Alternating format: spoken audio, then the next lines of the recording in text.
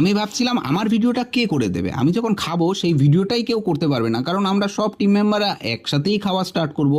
তো সেটাই হয়েছে, আলটিমেটলি আমি কাউকে জিজ্ঞেসও করতে পারিনি যে ভিডিওটা করে দিতে পারবে কিনা। ভিডিও করছিলাম যখন এখানকার সার্ভিস ভাইদের সাথে আলাপ হলো, তারা চ্যানেলের নাম জানতে চাইলো, লিঙ্ক চাইলো, সবই দিলাম। তারপরে খাওয়া স্টার্ট করে দিলাম। প্রথমে ছিল কড়াইশুটির কচুরি, তারপরে ছিল আলুর দম, তারপরে ছিল ফিশ পাসিন্দা, যেটা খুবই খেতে স্বাদ হয়েছিল। তারপরে ছিল বাসন্তী পোলাও, যেটা আমার ফেভারেট, আমার খুব ভালো লাগে খেতে। আর তার সাথে ছিল দই কাতলা, যেটা আমি খাইনি কারণ আমার দই কাতলা খুব একটা ভালো লাগে না। আর তারপরে ছিল মাটন, যেটা আমি খুবই কম পরিমাণে খেয়েছি কারণ হঠাৎই আমার কোলেস্টেরলটা বেড়ে গিয়েছিল। এই আমাদের টিম মেম্বাররা সবাই খাচ্ছে।